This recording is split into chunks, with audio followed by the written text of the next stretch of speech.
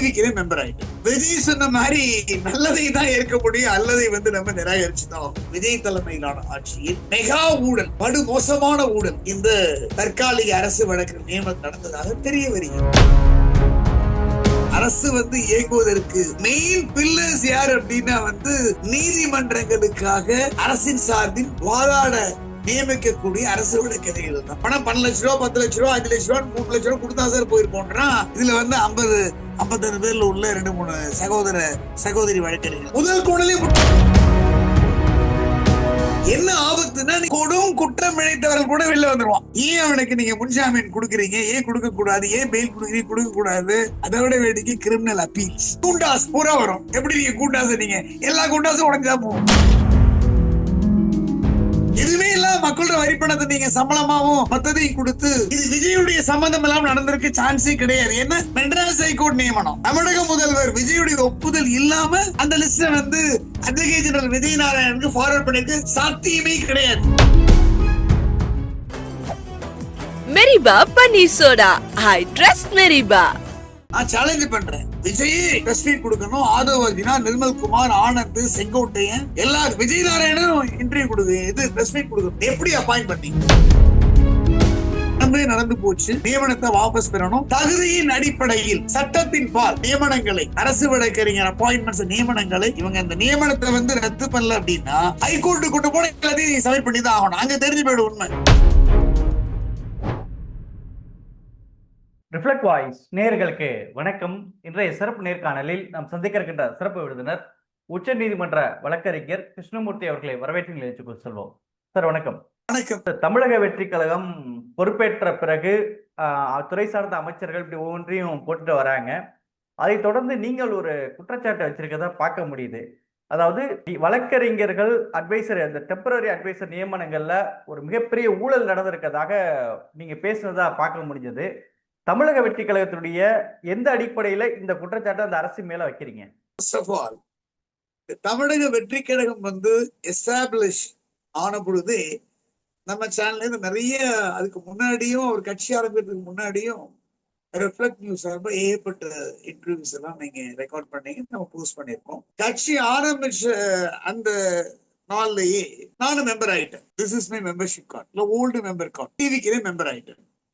ஆனா விஜய் சொன்ன மாதிரி நல்லதை தான் ஏற்க முடியும், அல்லதை நம்ம நிராகரிச்சுதான் ஆகணும். இப்ப தமிழக அரசு விஜய் தலைமையில ஆட்சி அமைத்து விட்டது. வக்கேஷன் கோர்ட் அப்படின்னு விடுமுறை கால ஆனரபிள் மெட்ராஸ் ஹைகோர்ட்ல அமர்வுகள் 4 அமர்வுகள் வந்தது. அப்ப முன்பு இருந்த திராவிட முன்னேற்ற கழகத்தில் உள்ள ஆட்சியில் உள்ள வழக்கறிஞர்கள் ரிசைன் பண்ணிட்டாங்க. அது ஒரு புரோட்டோகால் ஃபார்மாலிட்டி. ரிசைன் பண்ணாலும் அவங்க மத்த வழக்கறிஞர்கள் நியமிக்கப்பட வரைக்கும் கன்டினியூ பண்ணுங்க அப்படின்னாங்க. அவங்க 2-3 ஹியரிங் கன்டினியூ பண்ணாங்க, 2-3 அமர்வு. திடீர்னு பாத்தீங்கன்னா லா ஆபீசர்ஸ், அரசு வழக்கறிஞர்கள் சென்னை உயர்நீதிமன்றம் மற்றும் மதுரை அமர்வுக்கு 2017 ரூல் பிரகாரம் நாங்க தற்காலிகமா நியமிக்கிறோம் அப்படின்னு சொல்லிட்டு அந்த, அதாவது ஒண்ணு வச்சுங்களேன், சாதாரணமா நம்ம மெட்ராஸ் ஹைகோர்ட்ல ஒரு ஸ்வீப் போஸ்ட், ஸ்கேவேஞ்சர் போஸ்ட், நீங்க பெருக்கிறவனுக்கும் டாய்லெட்ல ஒர்க் பண்ற அந்த சகோதர சகோதரிகளுக்கும் கூட ஒரு ரிட்டன் எக்ஸாமினேஷன் வைக்கிறாங்க. எஸ்எஸ்எல்சி இல்ல 12th சிலபஸ்ல வைக்கிறாங்க.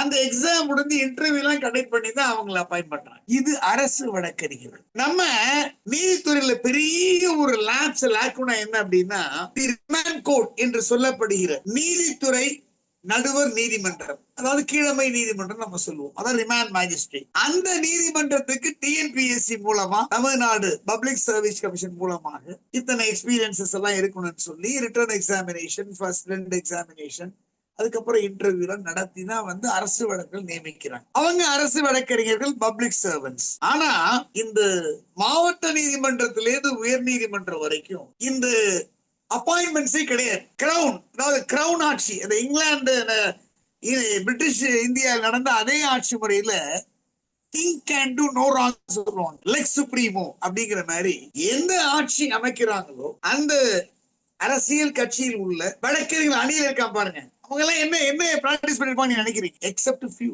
அவங்கள தான் காலங்காலமா நியமிக்கப்பட்டு வந்தாங்க. இது பெரிய சர்ச்சையாச்சு.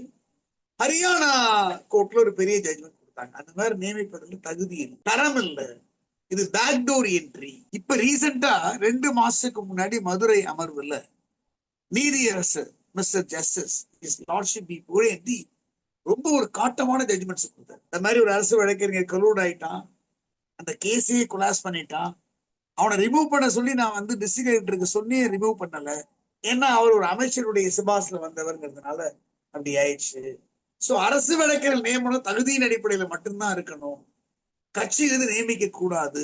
ஏன்னா அவங்க அரசியல் கட்சியிலிருந்து வந்தா கூட பின்னாடி அதாவது அரசு வழக்கறிஞராக நியமிக்கப்பட்ட பிறகாவது தகுதியை வளர்த்துக்க மாட்டேன்றாங்க, சம்பாதிக்கிறதுலயே குறிக்கோளா இருக்காங்க, சட்டமும் தெரியல, எப்படி அட்ரஸ் பண்றதுன்னு தெரியல அப்படின்னு இப்ப ரீசன்ட் ஜட்ஜ். இவர் என்ன பண்றாரு, முதல்ல அட்வொகேட் ஜெனரல் அப்பாயிண்ட் பண்றாங்க.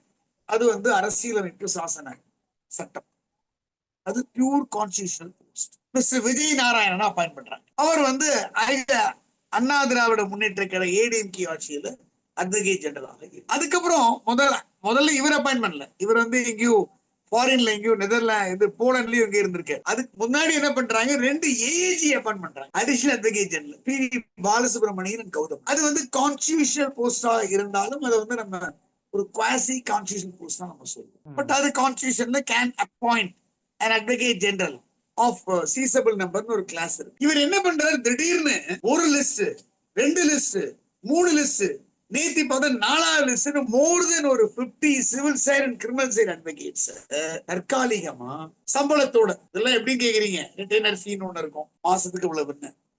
அதுக்கப்புறம் வந்து ஒவ்வொரு கேஸுக்கு அப்பீர் ஆகிறதுக்கு ஃபீஸ் இருக்கு, டிராப்டிங் பண்றதுக்கு ஃபீஸ் இருக்கு, சக்சசிவா அதாவது நீ வெற்றி பெற்றா அதுக்கு ஒரு ஃபீஸ், தோற்று போனா அதுக்கு ஒரு ஃபீஸ், ஃபைலிங்க்கு ஒரு சார்ஜஸ், நிறைய இருக்குதுல.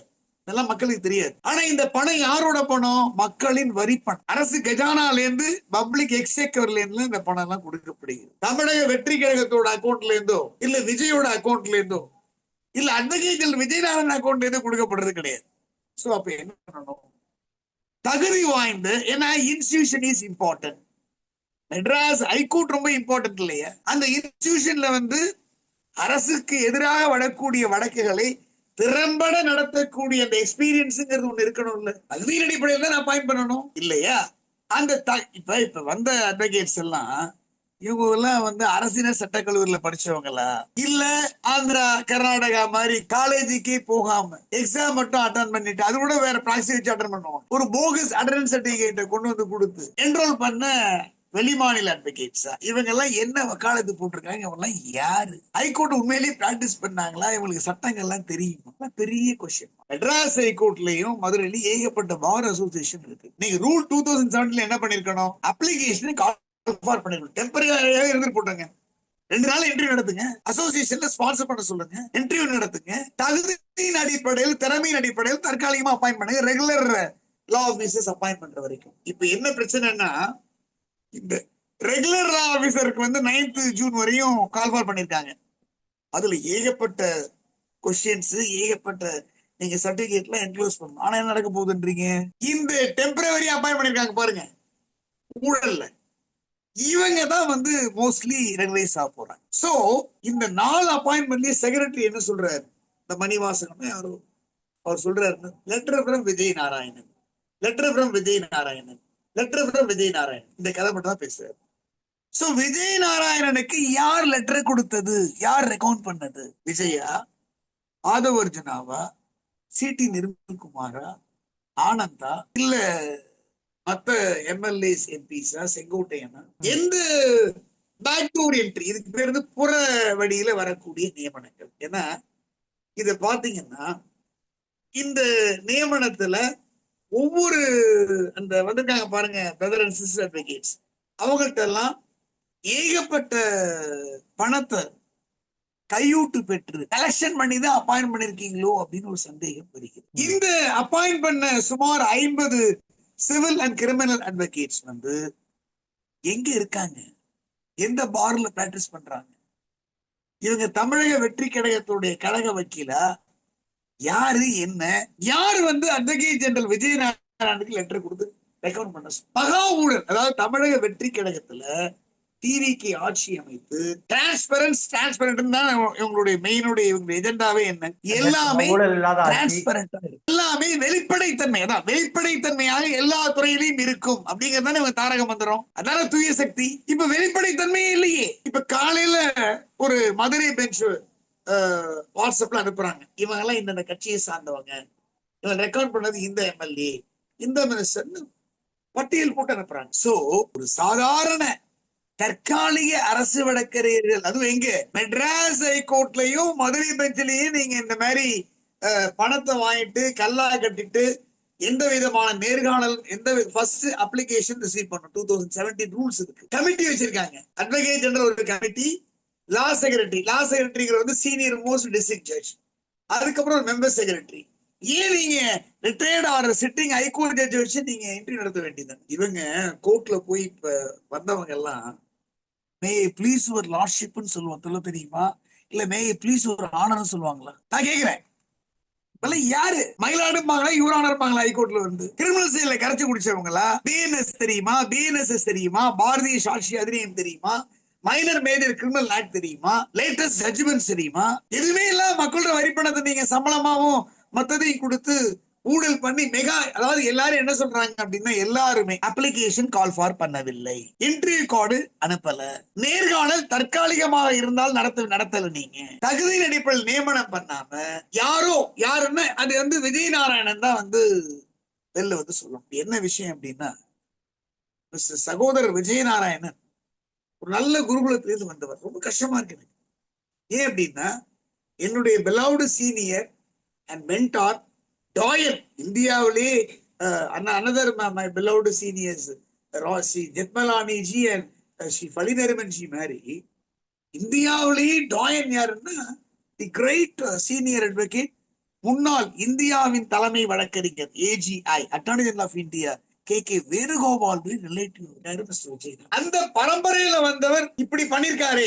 இவராது என்ன சொல்லிருக்கணும், நீ கொடுக்கிற ரெக்கமெண்டேஷன் நான் ஃபாலோ பண்ண முடியாதுப்பா, நாளைக்கு இதை கோர்ட்டுக்கு எடுத்துட்டு வந்தாங்கன்னா பெரிய இஷ்யூ ஆயிடும், அதனால ஆஸ் பர் லா என்ன சட்டத்துல இருக்கும் அதுபடி நான் நியமிச்சுட்டு போறேன் அப்படின்னு அவர் சொல்லியிருக்கணும். இவர் எந்த நெருக்கடியில எனக்கு யூடியூப் ரூட்டர்ஸ் மாதிரி நீங்களும் எப்படியா நினைக்கும் போது ரொம்ப கஷ்டமா இருக்கு. அவங்க அங்கிள் கேகேவி சாட்டதான் போய் இந்த கதையெல்லாம் போய் சொல்லணும் போல இருக்கு. இதுல எவ்வளவு கல்லா கட்டியிருக்காங்க. எல்லாரையும் என்ன நம்ம என்ன உண்மை கட்டுரை சோதனைக்கும் பாலிகிராப் டெஸ்டிங் அனுப்ப முடியுமா? இந்த நியமனங்கள் அனைத்துமே வந்து கொள்ளைப்புற வழியாக வந்து நியமனம். இந்த நியமனங்கள் மூலியமா ஒரு என்ன மாதிரியான பாதிப்பு, என்ன மாதிரியான ஆபத்து இருக்கிறதா நீங்க சொல்ல வரீங்க சார் இப்படி பண்றது மூலியமா? நான் என்ன சொல்றேன் அப்படின்னா, அதாவது வந்து ஒரு அரசு வந்து இயங்குவதற்கு மெயின் பில்லர்ஸ் யார் அப்படின்னா வந்து நீதிமன்றங்களுக்காக அரசின் சார்பில் வாதாட நியமிக்கக்கூடிய அரசு வழக்கறிஞர்கள் தான். இவங்க வந்து பேக்டோர்ல நிர்மல் குமாரோ இவெல்லாம் சொல்லணும். இப்ப இந்த இன்டர்வியூ பார்த்துட்டு நான் சேலஞ்ச் பண்றேன், விஜய் பிரஸ் மீட் கொடுக்கணும், ஆதவ் அர்ஜுனா, நிர்மல் குமார், ஆனந்த், செங்கோட்டையன் எல்லாரும், விஜய் நாராயணனும் இன்டர்வியூ கொடுக்கு பிரஸ் மீட் கொடுக்கணும். எப்படி அப்பாயிண்ட் பண்ணீங்க? முதல் கோணலே முற்றுக்கோணலா இருக்கு. இந்த சாதாரண தற்காலிக அரசு வழக்கறிஞர்கள் நியமனத்துக்காக நீங்க இந்த மாதிரி நீங்க ஊழலை, மகா ஊழல், டிவிக்கு முதல் மெகா ஊழலை பண்ணி நீங்க அப்பாயிண்ட் பண்றீங்க. எந்த விதமான ரூல்ஸையும் ரெகுலேஷன்ஸையும் சட்டத்தையும் ஃபாலோ பண்ணாம நீங்க அப்பாயிண்ட் பண்றீங்க அப்படின்னா, நாளைக்கு டிஎன்பிஎஸ்சி இல்லாத எத்தனை அப்பாயின்மெண்ட் தமிழ்நாட்டில் இருக்கு? இப்ப டாஸ்மாக் எடுத்துக்கங்க, டாஸ்மாக்ல இருக்கக்கூடிய அப்பாயின்மெண்ட்ஸ் பூரா டிஎன்பிஎஸ்சி கிடையாது, புரியுறதா? அதே மாதிரி transport department conductor drivers TNPSC கிடையாது. டிரான்ஸ்போர்ட் டிபார்ட்மெண்ட் ஜூனியர் இன்ஜினியர்ல இருந்து அப்பாயின்ட் பண்றீங்க பாருங்க, அதுவும் டிஎன்பிஎஸ்சி கிடையாது. அப்புறம் அரசு உதவி பெறும் பள்ளிகள், அரசு பள்ளிகள், அதுல ஆய்வுக்கூட உதவியாளர்கள், அதுல வரக்கூடிய இந்த கடைநிலை ஊழியர்கள், இந்த மாதிரி ஏகப்பட்ட அரசு டிரைவர்கள், இதில் டிஸ்ட்ரிக்ட் எம்ப்ளாய்மெண்ட் மூலமாக நிரப்புவீங்க, டிஎன்பிஎஸ்சி கிடையாது. அப்ப அதுல எவ்வளவு ஊழல் நீங்க பண்ணுவீங்க? அப்ப இது டிரான்ஸ்பரன்சியா? இது தூய சக்தியா? மாற்றமா? இதான் மாற்றமா? வயிறு எரியுதுங்க. திறமை வாய்ந்த, தகுதி வாய்ந்த எத்தனையோ வழக்கறிஞர்கள் வந்து உட்கார்ந்துட்டு இருக்காங்க மெட்ராஸ் ஹைகோர்ட்ல. திடீர்னு வரீங்க, யாரோ உங்களுக்கு ரெக்கமெண்ட் பண்றாங்க, அந்த லிஸ்ட் வந்து அப்படியே நீங்க செக்ரட்டரிக்கு ஃபார்வர்ட் பண்றீங்க, அவர் ஜிஓ இஷ்யூ பண்ணிடுறது. இதெல்லாம் ஆர்டிஐ கேட்டு வாங்கத்தான் போறேன், ஹைகோர்ட்டு கொண்டு போகத்தான் போறேன். இவங்க அந்த நியமனத்தை வந்து ரத்து பண்ணல அப்படின்னா ஹைகோர்ட்டு கொண்டு போன எல்லாத்தையும் சப்மிட் பண்ணி தான் ஆகணும். அங்க தெரிஞ்சு போயிடும் உண்மை. யாரு வந்து விஜய் நாராயணன் அட்வொகேட் ரெக்கமெண்ட் பண்றாங்க? சோ தமிழக வெற்றி கழக ஆட்சியில், விஜய் தலைமையிலான ஆட்சியில் மெகா ஊழல், படு மோசமான ஊழல், இந்த தற்காலிக அரசு வழக்கு நியமனம் நடந்ததாக தெரிய வருகிறது. ஏன்னா எதையுமே ஃபாலோ பண்ண டோட்டலா அந்த எம்எல்ஏ மினிஸ்டர்ஸ் அங்க, அதாவதுங்க ஓம் சக்தி பராசக்தி திமுக தீய சக்தின்னு சொன்னவன், பூத்துல போய் ஏஜென்டா உட்கார்ந்தவன், இந்த 234 தொகுதியில வந்து அபிடவிட்ட போட்டு கொடுத்தவன், அபிடவிட்ட டிராட் பண்ணி கொடுத்தவன், இந்த மாதிரி குரூப் எல்லாம் நீங்க கொல்லைப்புற வழியா நீங்க அரசு வழக்குகளை அப்பாயிண்ட் பண்ணீங்கன்னா, government advocates both criminal side and civil side appoint பண்ணீங்கன்னா என்ன ஆபத்துன்னா, நீங்க அரசு சார்பா எப்படி நீங்க ரெப்ரசென்ட் பண்ணுவீங்க? அரசு வழக்கறிஞர்கள் நீங்க தகுதியின் பால் நீங்க உள்ள வந்திருந்தீங்கன்னா உங்களை வந்து ஒத்துக்கலாம். தகுதியே இல்லாம நீங்க புற வழியா நீங்க டிவிகேல கழக வழக்கறிஞர்கள் இருக்க, இல்ல எங்க எம்எச்சி செக்ரட்டரி அண்ட் மாநில வழக்கறிஞர் நீ டிவிகே செயலர் அறிவுரைகள் கொடுத்தாரு அந்த லிஸ்ட். யாரெல்லாம் எவ்வளவுப்பா பைசா வாங்கினீங்க, எப்படி அப்பாயிண்ட் பண்ணீங்க? இல்ல என்ன வேடிக்கை தெரியுமா, இந்த அப்பாயிண்ட் பண்ண 50 அட்வொகேட்ஸ்ல ஒருத்தர் 2 பேர் தவிர யாருன்னு ஏஜிக்கு தெரியாது விஜயநாராயணன். ஏன்னா அவர் வந்து பி சிதம்பரம் ஆபீஸிங்க, Madras high court P Chidambaram Nalini Chidambaram office. அவனுக்கு யாருன்னே தெரியாது உங்களுக்கு. அவன் என்ன எந்த லாகார்ல படிச்சா, என்ன பண்ணா, எவ்வளவு எக்ஸ்பீரியன்ஸ், ஹைகோர்ட்ல வக்காலத்து எத்தனை போட்டிருக்கான், எத்தனை கேஸ் நடத்திருக்கான், உண்மையிலேயே ஆக்டிவ் பிராக்டிசிங் எதுவுமே தெரியாது. யாரோ கொடுத்திருக்கான் எவனோ ஒருத்தன், அந்த லிஸ்ட் அப்படியே ஒரு ஃபார்வர்ட் பண்றாரு. அப்ப இதுல என்ன இருக்கு? இதுலயும் குதிரை பேரம் தானே இருக்கு, இதுலயும் ஆஸ்ட்ரேடிங், இதுலயும் ஸ்கேண்டல், இதுலயும் பணம் வாங்க பண்ணிருக்க மாட்டான். ஏன்னா அது 2 பேரும் கால் பண்ணி காலைல சொல்றான், சார் நான் ஒன்னும் சும்மா போல சார், நீங்க பிஎல் பொதுநலருக்கு ஏதாவது போட்டு காலி பண்ணிடுறாங்க சார், பணம் 12 லட்ச ரூபா 10 லட்ச ரூபா 5 லட்ச ரூபா 3 லட்ச ரூபா கொடுத்தா சார் போயிருக்கோன்றான். இதுல வந்து 55 பேர்ல உள்ள 2-3 சகோதரி வழக்கறிஞர்கள். அப்புறம் நான் சொன்னேன், தம்பி ஏன்பா இது சர்வீஸ் மேட்டர்ப்பா, நான் வந்து ஹைகோர்ட்ல வந்து ரத்து பண்ணணும்னு நான் சேலஞ்ச் பண்ணா கூட பொதுநல வழக்கா தாக்கல் பண்ண முடியாது. இது சர்வீஸ் மேட்டர் பிஏல வராது. இப்ப பொதுநல வழக்குல இது கூட ஒரு தெரியாதுன்னா அதெல்லாம் யாருக்கு சார் தெரியும்? அதெல்லாம் தெரிய வேண்டிய அவசியம் இல்லை சார். அந்தந்த தொகுதி எம்எல்ஏ, அந்தந்த தொகுதி அமைச்சர் யாரு போய் நாங்க பாடுபட்டோமோ, யாருக்கு பிரச்சாரத்துக்கு போனோமோ, யாரு பூத்து கமிட்டிக்கு போனோமோ, யாரு அபிடவிட் எழுதினமோ, யார் ஆதவ ஒரிஜினாக்கு வேண்டியவரோ, ஜேசி பிரபாகருக்கு வேண்டியவரோ, செங்கோட்டையனுக்கு வேண்டியவரோ, ஆதவஜனாக்கு வேண்டியவரோ, நிர்மல்குமாருக்கு வேண்டியவரோ, புஷ்யானந்த் வேண்டிய நாங்க போட்டுறாங்க, நீங்க சேலஞ்ச் பண்ணி விட்டுறாதீங்க சார் அப்படின்ற. சோ இந்த நியமனங்கள் பெருத்த சீசர்ஸ் வைஃப் அபவ் சஸ்பிஷன் இருக்கணும். இது விஜயுடைய சம்பந்தம் எல்லாம் நடந்திருக்கு சான்ஸே கிடையாது. ஏன்னா மெட்ராஸ் ஹைகோர்ட் நியமனம், தமிழக முதல்வர் விஜயுடைய ஒப்புதல் இல்லாம அந்த லிஸ்ட வந்து அட்வொகேட் ஜெனரல் விஜயநாராயணனுக்கு ஃபார்வர்ட் பண்ணிருக்கு சாத்தியமே கிடையாது. இதுக்கு முதல்ல விளக்க சொல்லணுங்க, எப்படி அப்பாயிண்ட் பண்ணீங்க, எந்த அடிப்படையில் அப்பாயிண்ட் பண்ணீங்க, யார் ரெக்கமெண்ட் பண்ணினா, யார் டென்த் லெட்டர் உங்களுக்கு வந்து விஜயநாராயணன் தான் சொல்லணும். அத்தகைய தமிழக அரசு விளக்கணும். இல்ல ஒரு கேஸ போட்டோம்னா எல்லாத்தையும் ஹைகோர்ட் எக்ஸாமின் பண்ண ஆரம்பிச்சிடும், கேவலமா போயிடும் டிவிக்கு. என்னை பொறுத்தவரை தமிழக வெற்றி கழக இத்தனை 10-19 நாள் ஆயிருக்குங்களா, இதுல முதல் மெகா ஊழல் இந்த மதுரை அண்ட் மெட்ராஸ் ஹைகோர்ட் தற்காலிக அரசு வழக்குகள் நியமனத்துல அப்படிங்கிறது கன்சிடர்டு வியூ. இவங்க எப்படி ரெப்ரசென்ட் பண்ணுவாங்க? இப்ப நாளைக்கு கோர்ட் ரிஓபன் ஆகுதுங்க, அந்தந்த ஆனரபிள் ஜட்ஜஸ்க்கு கவர்மெண்ட் அட்வொகேட்ஸ் போகணும், ரிட்னா சிவில் சைட் போகணும். மேக்சிமம் வந்து உங்களுக்கு ஒரிஜினல் சைட்ல அதிகமா இருக்காது, ரிட் சைட்ல போய் தான் ஆகணும், நீங்க கிரிமினல் சைட்ல போய் தான் ஆகணும். எப்படி போய் நீங்க என்ன இன்ஸ்ட்ரக்ஷன் போலீஸையும் மத்த அதிகாரத்தையும் வாங்கி எப்படி நீங்க பண்ணுவீங்க? குறைந்தபட்ச ஒரு 10-15 வருஷம் எக்ஸ்பீரியன்ஸ் இருக்க வேண்டாமா? அரசியல் சட்டக்குள்ள படிச்சவனா இருக்க வேண்டாமா? ஒரு வருஷத்துக்கு ஒரு 50-60 வழக்காய் நடத்திருக்க வேண்டாமா? மனசு ரொம்ப கஷ்டமா இருக்குங்க. அதுவும் இந்த கிரேட் கேகேவி சாருடைய ரிலேட்டிவா இருக்கக்கூடிய மிஸ்டர் விஜயநாராயணன் அட்வொகேட் ஜெனரல் வந்து ஃபார்வர்ட் பண்ணிருக்காரு, எனக்கு ரொம்ப கஷ்டமா. சோ என்னை பொறுத்தவரை நான் என்ன கேட்கிறேன்னா, இந்த தற்காலிக நியமனம் நாளைக்கு நீங்க 9ஆம் தேதி வரைக்கும் ரெகுலர் கால்வார் பண்ணிருக்கீங்க, அதுல எவ்வளவு பணம் வாங்குவீங்க?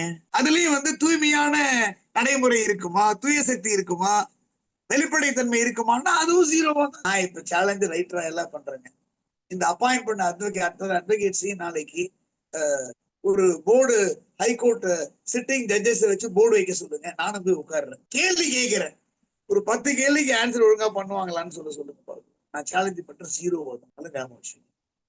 சோ இப்ப நீங்க இந்த ஆபத்து என்ன பெரிய ஆபத்துன்னா, இப்ப ஒண்ணுமே இல்லை.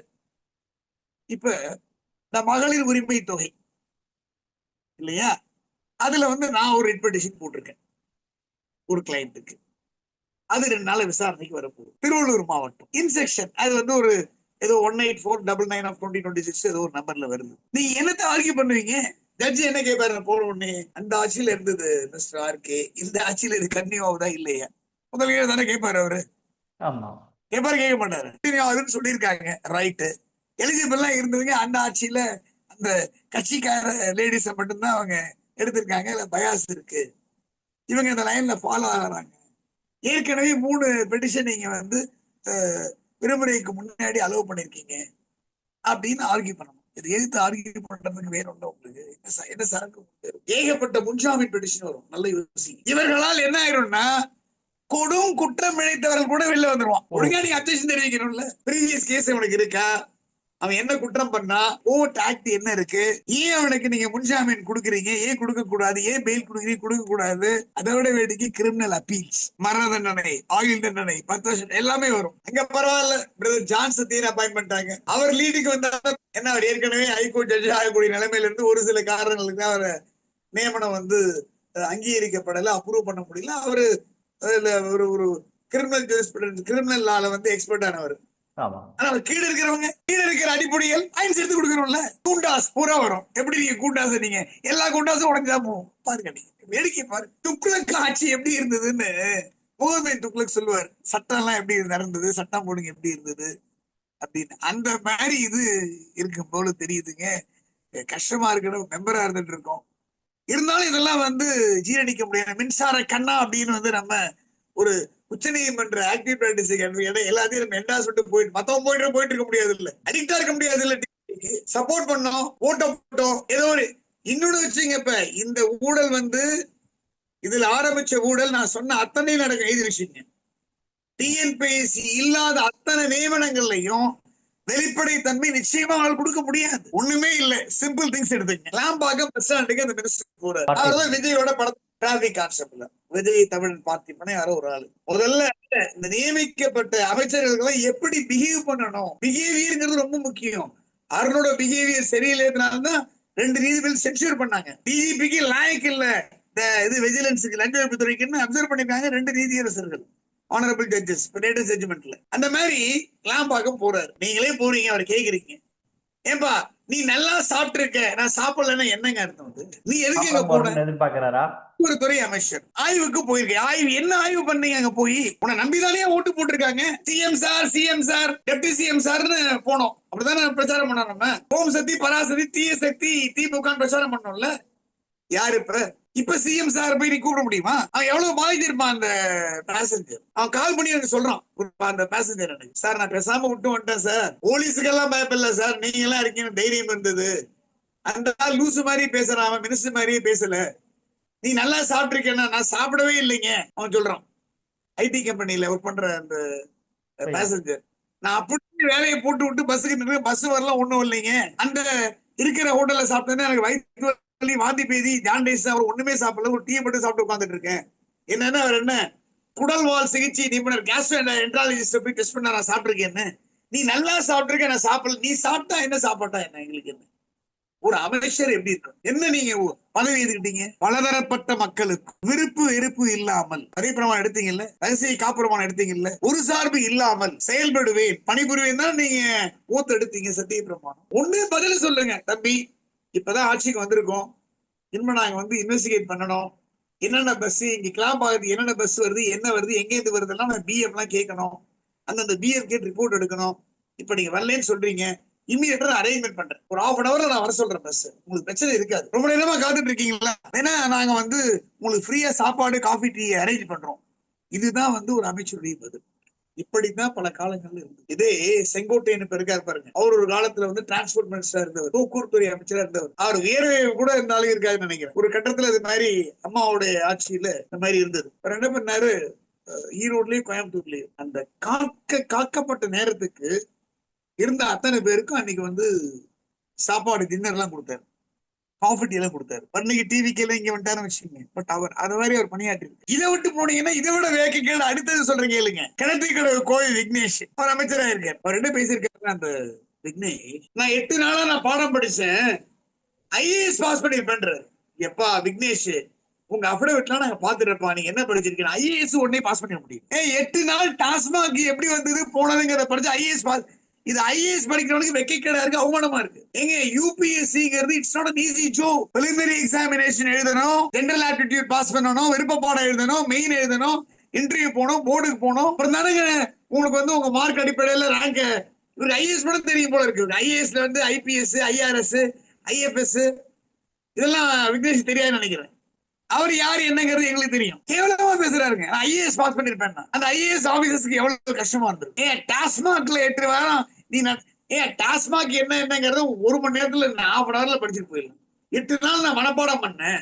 நான் ஐஏஎஸ் பாஸ் பண்ணிருப்பேன். அவரு கேவலமா பேசுறாரு. அதோட டாஸ்மாக் வந்து எதுக்காக வந்து குடிகார சாராயம் குடிச்சிருவான்னு ஃபார்ம் பண்ணது போனது என்னமோ பேசிட்டு இருக்கு. பூரண மதுவிலக்கு உங்களால அமல்படுத்த முடியும்? நான் கேக்குறேன். விக்னேஷ் விஜய்கிட்ட சொல்லி பூர்ண மதுவிலக்கு அமல்படுத்துவீங்களா? டாஸ்மாக் இல்ல தமிழ்நாட்டுல சொன்னீங்கன்னா சகோதரர் ஆதவர்ஜினா ரிசைன்மெண்ட் போயிருவாரு. என்ன 20 ரூபா சரக்கு வருது. அவரோட மச்சானை சொல்றாரு. யாரு? எல்ஜிக்கு ஜாய் சாரஸோ ஜோஸ் சாரஸ் மார்டின் அவரே சொல்றாரு. சரக்கு 20 ரூபா தாங்க, 150 ரூபாய்க்கு விக்கிறாங்க. 60 கோடியில 30 கோடி இன்டைரக்டா வருதுங்க. அது லேபிளே இருக்காதுங்க. லேபிள் இல்லாம தான் சரக்கு ஓடுதுங்க. அது எக்ஸைஸ் கிடையாது, ஒண்ணும் கிடையாதுங்க. அவ்வளவு கொள்ளையடிக்கிறாங்கன்னு அவர் சொல்றாரு. யாரு? ஆதவர்ஜினாவோட மச்சின Pondicherry MLA Jose charas Martin. இந்த மாதிரி தத்து புத்துக்கள் அறவை காடுகள் எல்லாம் அமைச்சரா உட்கார்ந்துட்டு இருக்காங்கிறது இந்த அமைச்சருக்கெல்லாம் கிளாஸ் எல்லாம் எடுக்கணும் போல இருக்கு. இந்த டிரான்ஸ்போர்ட் மினிஸ்டர் வந்து ஒரு லாய்க்கே இல்லைங்க. இதை வச்சு ரிட் ஆஃப் கோவேரண்டோ கொண்டு போனா ஹைகோர்ட் சென்சூர் பண்ணிடும். ஆமா, பேசஞ்சர் கேள்வி கேட்கிறான். நீ நல்லா சாப்பிட்டு இருக்க, உனக்கு எப்படி தெரியும் சாப்பிட்டு இருக்க? நான் சாப்பிடல. என்ன இரலவெண்டா இருக்கு? அதனால இந்த அரசு வழக்கறிஞர் தற்காலிக நியமனத்துல brother advocate general mister Vijay Narayanan வந்து பிரஸுக்கு மீட் பண்ணணும். உங்க லெட்டரை பேஸ் பண்ணி தான் அப்பாயின்ட் பண்ணி உங்களுக்கு யார் வந்து ரெக்கமெண்ட் பண்றது? இந்த லிஸ்ட் 50-60 பேர் யார் அப்படிங்கறத அவர் சொல்லணும். விஜய் வந்து மௌனத்தை கலைக்கணும். ஏன்னா அவருடைய ஒப்புதல் இல்லாம இந்த நியமனம் நடந்திருக்காது. இவர்கள்லாம் வந்து அரசு வழக்கறிஞர்களாக பணியாற்றினால் அரசு வழக்குகள்லாம் தோத்துதான் போகும். Accept 1 or 2. எவ்வளவு நடந்திருக்கு, யார்கிட்ட எவ்வளவு பணம் வாங்கிருக்காங்கன்னு தெரியல. பெருத்த சந்தேகம் இருக்கு. ஒரு பெரிய கிளவுட் இருக்கு. இந்த நியமனத்தை வந்து வாபஸ் பெற்று முறையா அப்பாயிண்ட் பண்ணல அப்படின்னா, ஏன்னா இப்ப 4 பேர் வச்சு ஒரு கேஸ் நடத்தலாம். ஏஜி 2 ஏஏஜி ஜான் சத்தியம் போறோம். இல்லை அப்படின்னா நம்ம இந்த நியமனங்களை எல்லாம் எடுத்து வழக்கு தொடர்றது தவிர வேற வழி கிடையாது. வழக்கு தொடர்ந்தனா எல்லாத்தையும் எந்த ஃபைல கொண்டு வந்தானே அப்ப இந்த ஊழலே வெளிச்சத்துக்கு வந்துடும். சோ இந்த சாதாரண விஷயத்திலேயே வந்து இது பொதுமக்களுக்கு இது தெரியாது. அதனாலதான் இந்த மெயினா வந்து நான் வந்து ஹைலைட் பண்றேன். இந்த நியமனத்திலேயே இப்படி ஊழல் பண்ணினா டிஎன்பிஎஸ்சி இல்லாத நியமனங்கள் நிறைய இருக்கு. டாஸ்மாக் எல்லாம் போகுங்க. டாஸ்மாக்ல நீங்க சேல்ஸ்மேன் ஆகவோ அசிஸ்டன்ட் சேல்ஸ்மேன் அப்பாயிண்ட் பண்றதுக்காக எவ்வளவு வாங்குவான்னு நினைக்கிறீங்க? அப்ப நாளைக்கு பார் டெண்டர்ல எவ்வளவு நீங்க யோசிச்சு பாருங்க. அப்ப இது தூய இருக்குமா, தூய சக்தியாக இருக்குமா, டிரான்ஸ்பரண்ட் இருக்குமா அப்படின்னு இப்ப இருக்கிற நிலைமையை பார்த்தா பழைய காட்சிகளோட ரொம்ப ஒஸ்டா இருக்கும் போலவும் தோணுது. ஊழல் நடந்திருக்கு அப்படின்னு நான் சந்தேகப்படுறேன். இதை வந்து விஜய் வந்து பொதுமக்களுக்கு விளக்கணும், எங்க அட்வொகேட்ஸ் சமுதாயத்துக்கு விளக்கணும். இப்ப வந்து இந்த 5 எலெக்ஷன் நடக்குது இல்லைங்களா, அதுல வந்து விஜய் நடிகராக போக முடியாது, தீய சக்தின்னு சொல்ல முடியாது, எதிர்ப்பலை கிடையாது, அழுதாவளை தான் டிஎம்கே வீசிட்டு இருக்கு, பழைய பிரச்சாரம் மாதிரி பண்ண முடியாது. இப்படி போயிட்டு இருந்ததுன்னா இந்த 5 இடைத்தேர்தல் நடக்கக்கூடிய தொகுதியில டிஎம்கே தான் வெற்றி பெறும் போல தெரியுதுங்க. இந்த மெகா ஊழலை தடுக்கணும். நடந்து போச்சு. நியமனத்தை வாபஸ் பெறணும். தகுதியின் அடிப்படையில் சட்டத்தின் பால் நியமனங்களை அரசு வழக்கறிஞர் அப்பாயின்மெண்ட்ஸ் நியமனங்களை ரூல் 2017 மூலமாக நிரப்ப வேண்டும் என்று ஒரு உச்சநீதிமன்ற வழக்கறிஞராக விஜயையும் விஜய் தலைமையில் உள்ள தமிழக அரசையும் அட்வொகேட் ஜெனரல் விஜய் நாராயணனும் நான் கேட்டுக்கொள்கிறேன். வேண்டி விரும்பி கேட்டு. சரிங்க சார், பல்வேறு விஷயங்களை பகிர்ந்துட்டீங்க. கருத்துக்கு நேரத்துக்கு மிக்க நன்றி. மெரிபா பன்னீர் சோடா. I trust மெரிபா.